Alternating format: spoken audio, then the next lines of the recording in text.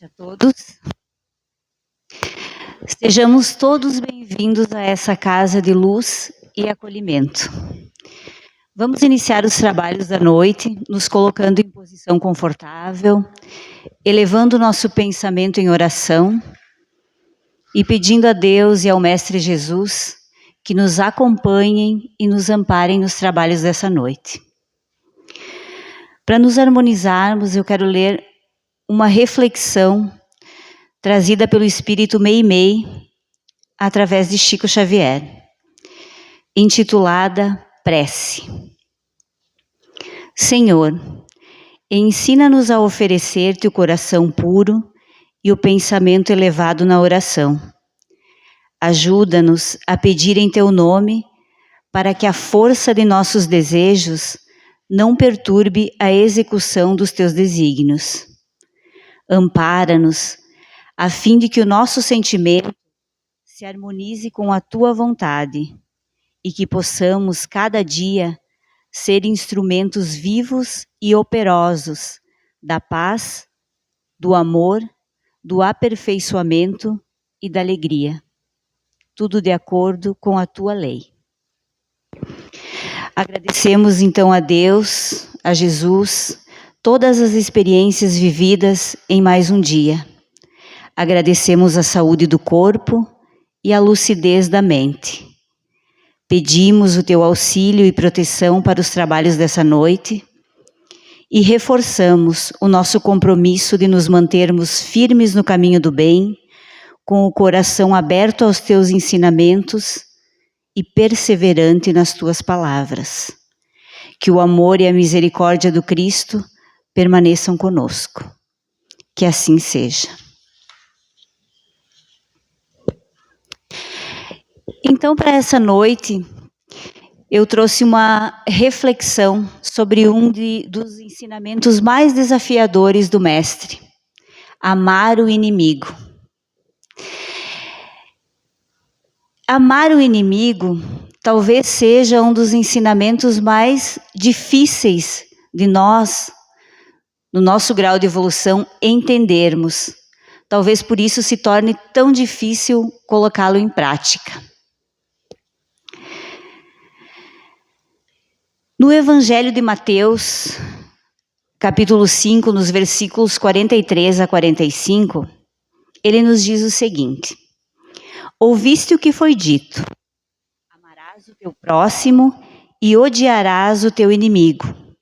Eu, porém, vos digo, amai a vossos inimigos, bendizei os que vos maldizem, fazei bem aos que vos odeiam e orai pelos que vos maltratam e vos perseguem, para que sejais filho do vosso Pai que estás no céu, porque Ele faz que o sol se levante sobre os maus e bons, e a chuva desça sobre justos e injustos. Então, quando ele diz amarás o teu próximo e odiarás o teu inimigo, ele se refere a uma antiga lei conhecida pelos antigos povos, em que dizia que nós devíamos amar os nossos amigos, os nossos familiares, aqueles que nos amavam. E aqueles que nos desejavam o mal, nós deveríamos também retribuir a eles com o mal. É a famosa lei de Talião: olho por olho, dente por dente. Se me fizeres o mal a ti retribuirei. Esses eram os ensinamentos daquela época. E então veio Jesus e lançou um olhar bondoso, amoroso sobre esses ensinamentos. E ele veio nos dizer que nós devemos sim amar, bendizer, orar e fazer o bem àqueles que nos desejam o mal. Olha que bonito isso, e que para a época tão contraditório, quando para eles a verdade era exatamente o contrário. E ele diz mais, que Deus faz com que o sol se levante sobre maus e bons, e a chuva desça sobre justos e injustos. Então ele nos diz que o nosso Deus, em sua infinita misericórdia, ama a todos nós indistintamente e dá a todos nós a oportunidade do reajuste e da evolução. E quando nós pensamos em evolução espiritual, se nós conseguirmos colocar em prática esse amar o inimigo, nós estaremos próximos da perfeição. E a perfeição para nós é Jesus. Jesus é esse modelo da perfeição que nós, espíritos, seguimos. Um dia todos seremos anjos, não é assim que se diz? Então o Mestre é esse nosso exemplo de perfeição que nós queremos seguir. No Livro dos Espíritos, Kardec pergunta na questão 625: qual o tipo mais perfeito que Deus tem oferecido ao homem para lhe servir de guia e modelo? E a resposta dos Espíritos é Jesus. Jesus, em seu martírio, perdoou a toda a humanidade e perdoou os seus algozes. Então ele não só pregava esse amar o inimigo, como ele também fez isso na prática, amando e perdoando aqueles que o perseguiam. Para que nós, espíritos em evolução, um dia consigamos colocar em prática esse amar o inimigo, primeiro nós vamos precisar conhecer as leis do amor e do perdão, porque longe disso ainda não conseguiremos exercer essa prática. Quando nós falamos em inimigo, inimigo é uma palavra pesada, né? E o que nos vem à mente é aquelas pessoas com quem nós não simpatizamos, que nós tivemos algum tipo de problema, travamos algum tipo de batalha, seja ela judicial, amorosa, em algum campo da nossa vida. São pessoas com as quais nós não desenvolvemos nenhum tipo de sentimento amoroso, pelo menos ainda. E é interessante como às vezes, quando nós somos questionados, você tem inimigos? A gente pensa, não, inimigo não, eu tenho algumas pessoas com as quais eu não me afinizo, eu não me dou tão bem, mas inimigo, eu não tenho. Talvez a gente diga isso porque a gente desconhece o real sentido da palavra inimigo. O inimigo não é simplesmente só aquele com quem nós tivemos algum tipo de problema ou demanda.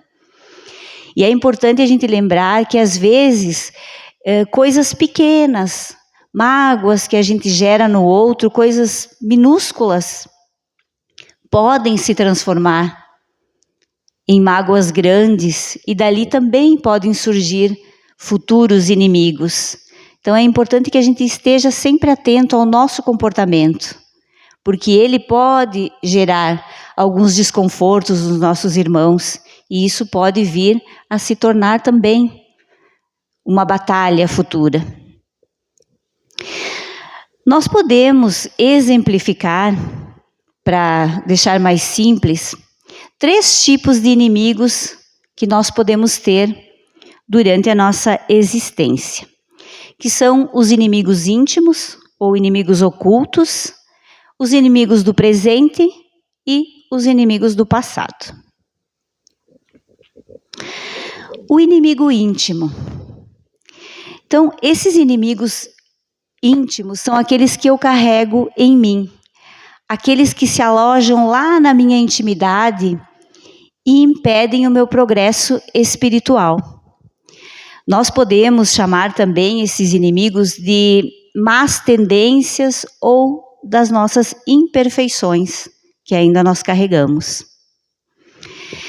No livro Alma e Coração, psicografado por Chico Xavier, pelo Espírito Emmanuel, ele fala um pouco sobre esses inimigos ocultos. E ele diz o seguinte: urge, porém, olhar para dentro de nós, de modo a descobrir que os adversários mais difíceis são aqueles que não podemos afastar facilmente, porque se alojam no íntimo da própria alma. Então, esses inimigos, essas más tendências que nós temos ainda fortemente dentro de nós, elas são diversas atitudes, diversas más tendências que nós temos. Eu separei apenas 6 para exemplificar. E por que essas 6? Porque entende-se que essas todos nós ainda temos dentro de nós, dentro de um grau maior ou menor, ou em algum determinado momento da nossa vida, mas todos nós já experimentamos e já lutamos contra essas tendências. A primeira delas é o egoísmo.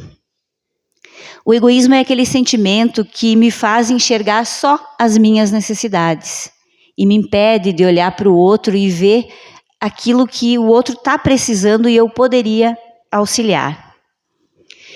A segunda é o orgulho. O orgulho ele faz com que eu me sinta conhecedor de tudo. Eu não preciso aprender mais nada, eu sou já conhecedor da verdade. E isso me impede que eu aprenda, que eu cresça, porque afinal, quem já sabe tudo, não precisa mais aprender. E é nessas armadilhas que nós deixamos de evoluir. O terceiro é a vaidade. A vaidade, ela leva àquela superestimação, né? Aquelas famosas pessoas que se acham. E quem nunca, né? Quem nunca se achou mais inteligente, mais importante, mais indispensável ou mais atraente que o outro? Então, quando nós somos tomados pela vaidade, nós não conseguimos enxergar no outro nenhum tipo de sentimento bom, nenhum tipo de virtude, porque afinal, nós estamos no topo. Quem está no topo não consegue olhar para baixo. E isso também nos impede a evolução. O quinto é o descontrole mental. O descontrole mental, nós vivenciamos ele quando nós não temos vigilância, não nos autoconhecemos, porque a partir do momento que eu me conheço, eu consigo controlar as minhas emoções, os meus pensamentos. E se eu não tiver esse controle, mentalmente eu vou estar em um caos. Então, muito importante que a gente se conheça e preste atenção naquilo que a gente pensa e como a gente age. E o terceiro e último é o medo de sofrer, que também, em algum momento, todos nós já experienciamos. O medo de sofrer é aquele que rouba de nós todas as oportunidades de progresso. Quem tem medo de sofrer não avança, não experimenta, não vai para frente. Então, esse talvez seja um dos inimigos mais fortes que nós temos dentro de nós, que nos travam o nosso crescimento. E além deles, né, tantos outros que nós ainda possuímos. João, no capítulo 8, versículo 32, nos diz: conhecereis a verdade e a verdade vos libertará. O que equivale a dizer que para nos libertarmos dessas más tendências, nós precisamos ter o conhecimento. Nós precisamos nos trabalhar, precisamos estudar para que possamos vencer essas más tendências que moram dentro de nós. Temos também o inimigo do presente, que é esse inimigo dessa vida. É aquele que eu tenho um desentendimento, que eu não consigo conviver, mas eu sei por quê. Eu conheço as razões que me levam a ter a aversão daquela pessoa. Então, são aqueles inimigos que nós, com a nossa invigilância e a nossa falta de amor, angariamos hoje nessa vida. Pensem que, às vezes, não são inimigos ferrenhos, mas são aquelas pessoas que nutrem por nós algum tipo de antipatia. São aquelas pessoas que nós também não fizemos esforço nenhum para cativar o amor delas. No livro Sinal Verde, psicografado por Chico Xavier, pelo espírito André Luiz, nós vamos encontrar dicas valiosas para a nossa evolução moral. Ele trabalha no livro com capítulos, e nesses capítulos ele vai nos ensinando a como não angariar mais inimigos nessa nossa vida. Nós já temos aqueles inimigos que trazemos de outras encarnações.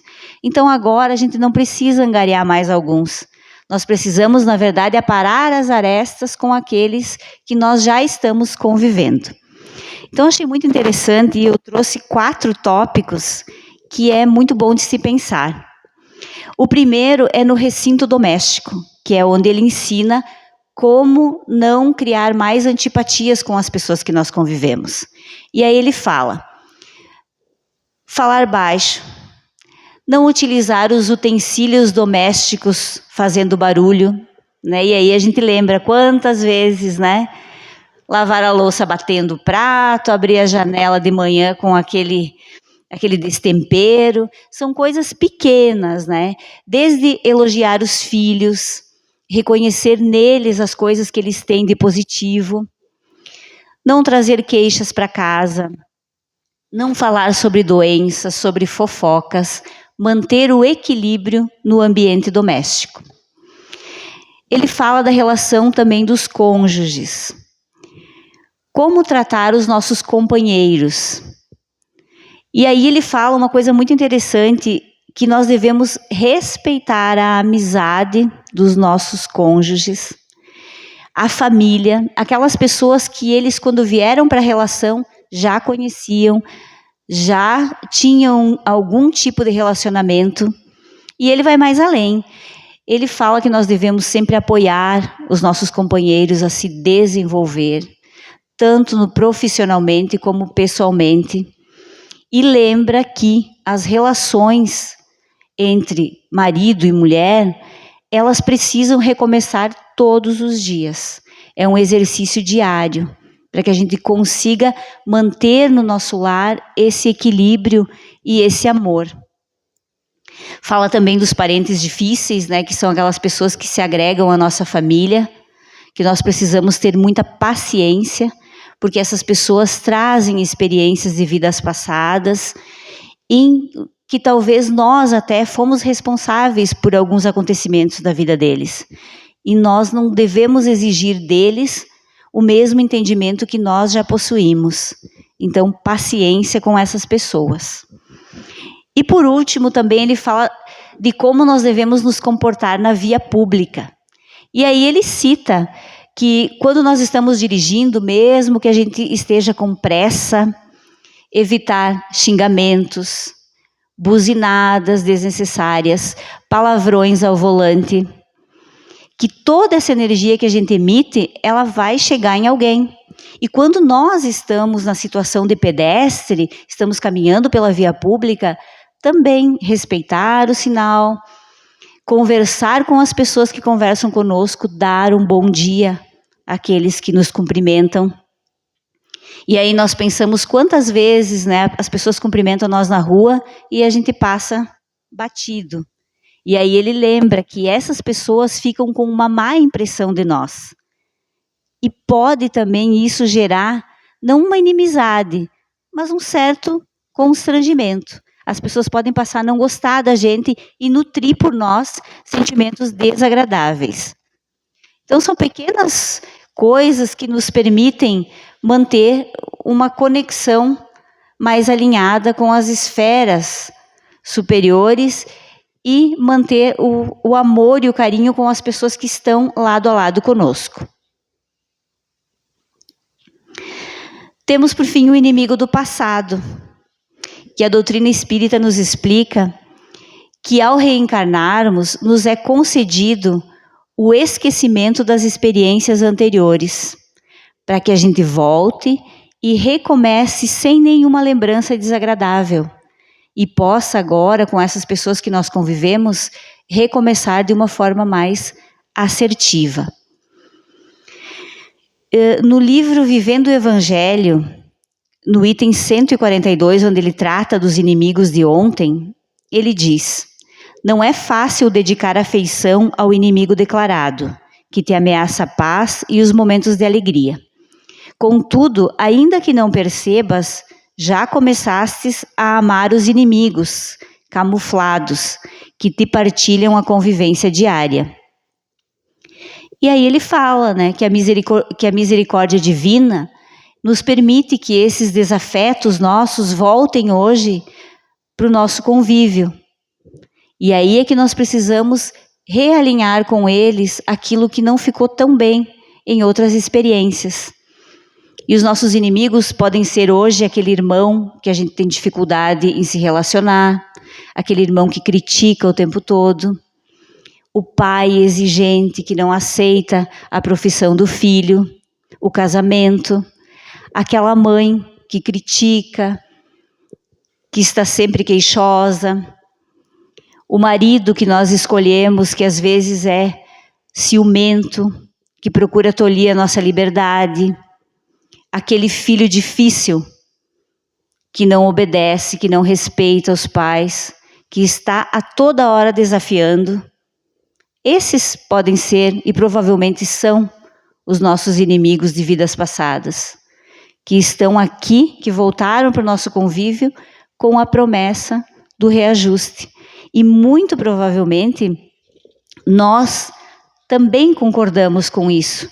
E um dia também falamos que nós agiríamos com eles de forma diferente. Então eles estão aqui para que a gente prove que realmente agora vamos fazer de uma maneira diferente. Mateus, no capítulo 5, versículo 25, nos fala: reconcilia-te sem demora com o teu adversário, enquanto estás a caminho com ele, para que não suceda que ele te entregue ao juiz e esse juiz te entregue ao seu ministro, e sejas mandado para a cadeia. Em verdade te digo que não sairás de lá enquanto não pagares o último ceitil. Quando ele recomenda que nós nos reconciliemos o mais cedo possível com nossos adversários, não é só para evitar as discórdias dessa existência, mas para evitar que elas se perpetuem nas outras existências também. Então nós precisamos aproveitar a oportunidade de nos reconciliar enquanto nós estamos a caminho com o nosso adversário, junto com ele. Nós não podemos deixar essa oportunidade passar. É importante também lembrarmos que não existe acaso, que as relações que nós estamos vivendo hoje, elas estão sendo vivenciadas por nós justamente com esse propósito de reajuste. E é aí que está, às vezes, a nossa dificuldade e também a nossa grande oportunidade. A morte, como a gente já sabe, não nos livra dos nossos inimigos. Por vezes, quando uma pessoa desencarna com um sentimento de raiva e de rancor com relação a uma outra pessoa, ela pode se tornar um perseguidor dessa pessoa além dessa vida. E aí a gente fala dos processos terríveis de obsessão que a gente presencia. Então, às vezes é por não termos resolvido algumas coisas antes que essa pessoa partisse, que a gente pode mais tarde também sofrer com os processos de obsessão. Lembrando sempre que uma lição, enquanto ela não for aprendida por nós, ela vai retornar, até que a gente possa aprender a lição fazendo os ajustes necessários. Então, tudo que não se aprende, volta para que a gente aprenda. Então, aproveitando as oportunidades. Lucas, no capítulo 17, versículo 4, nos diz: se teu irmão pecar contra ti, repreenda-o. E se ele se arrepender, perdoe-o. Se pecar contra você 7 vezes no dia, e 7 vezes voltar a você e disser, estou arrependido, perdoe-lhe. Aqui vale a gente pensar que perdoar um inimigo não significa necessariamente trazê-lo de imediato para o nosso convívio. abrir os braços, abrir o coração e se tornar, de repente, o melhor amigo. Nós podemos exemplificar isso quando existem casos, por exemplo, de violência doméstica. Casos de maridos que espancam as esposas, os filhos. Nesses casos, o perdão e o entendimento, ele se faz necessário. Sim, para quê? Para que você se liberte daquela culpa, daquele ressentimento e deixe a outra pessoa seguir livre o caminho dela. Para que você não guarde para você aquela tristeza e aquela angústia e as sensações que você passou. Que você perdoe ela e deixe ela ir. Mas não necessariamente que você continue convivendo com ela. Porque naquele momento, essa convivência ainda pode ser uma ameaça para você. Então, perdoar não é necessariamente se tornar melhor amigo da pessoa que te ofendeu.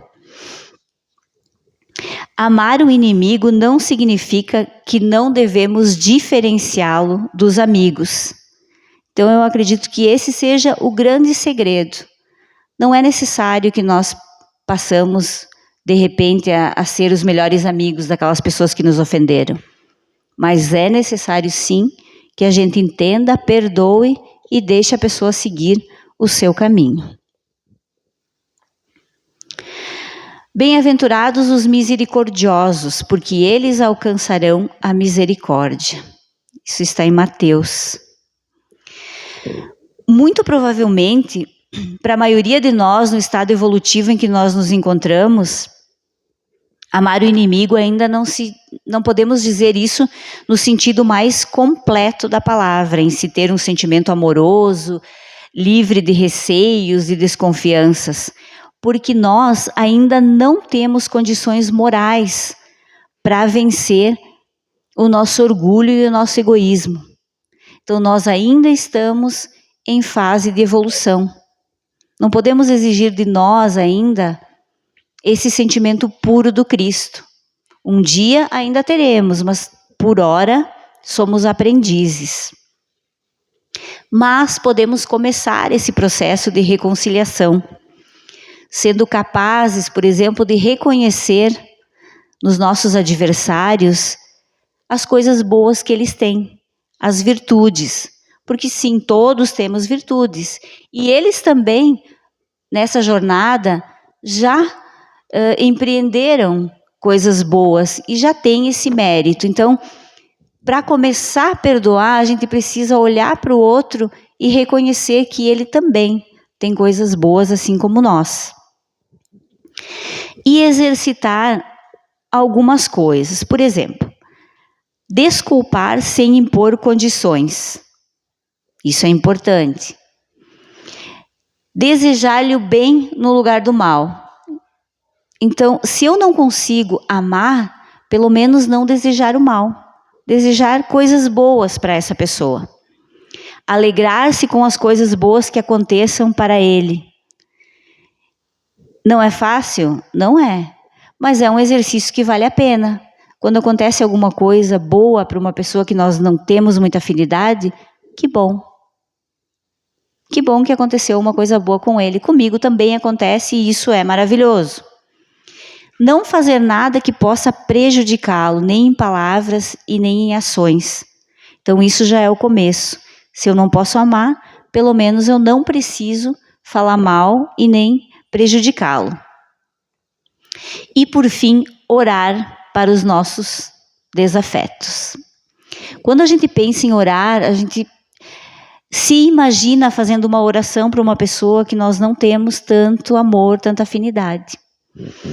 E aí, eu proponho que a gente pense de uma maneira diferente.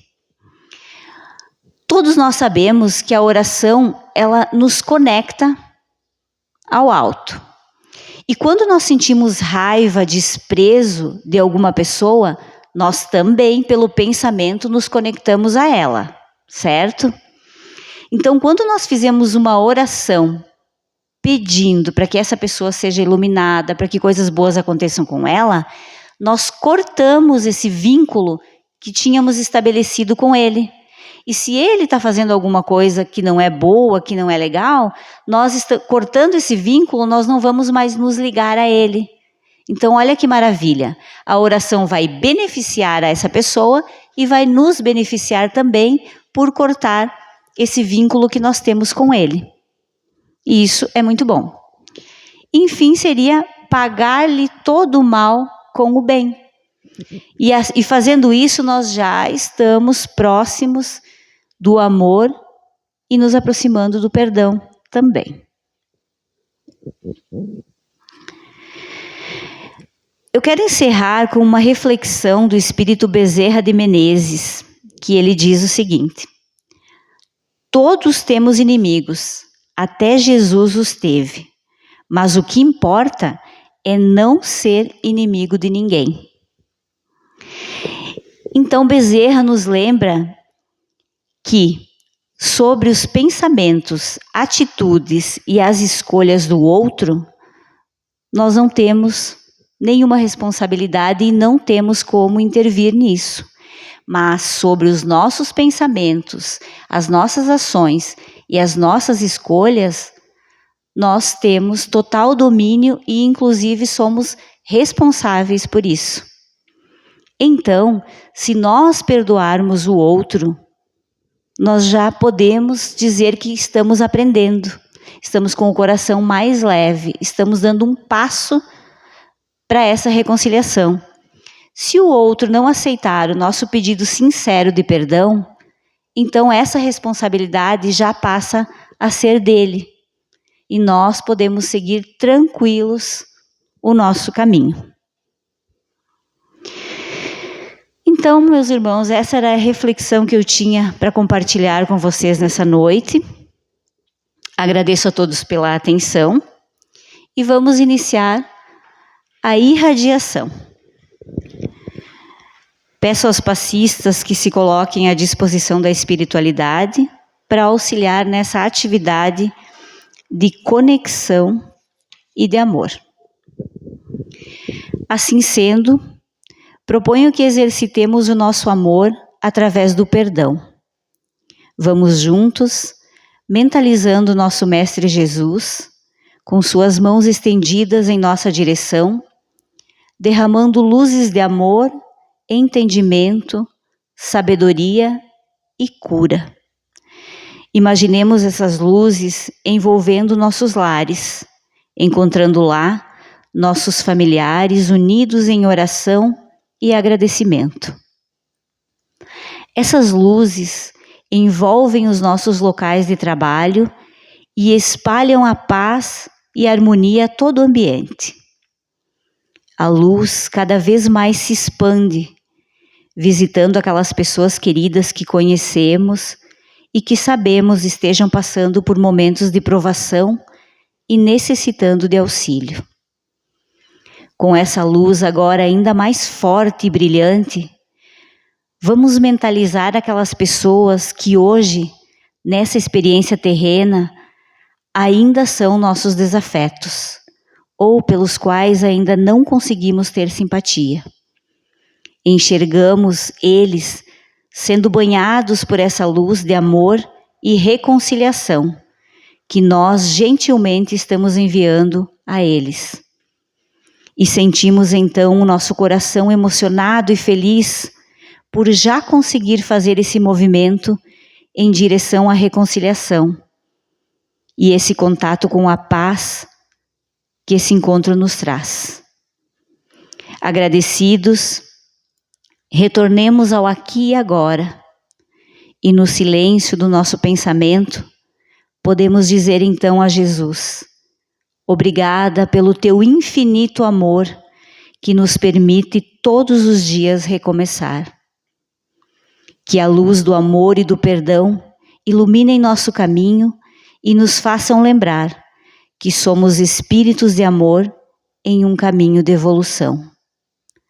Que a paz do Cristo permaneça conosco, hoje, agora e sempre. Que assim seja. Uma abençoada semana e uma boa noite a todos.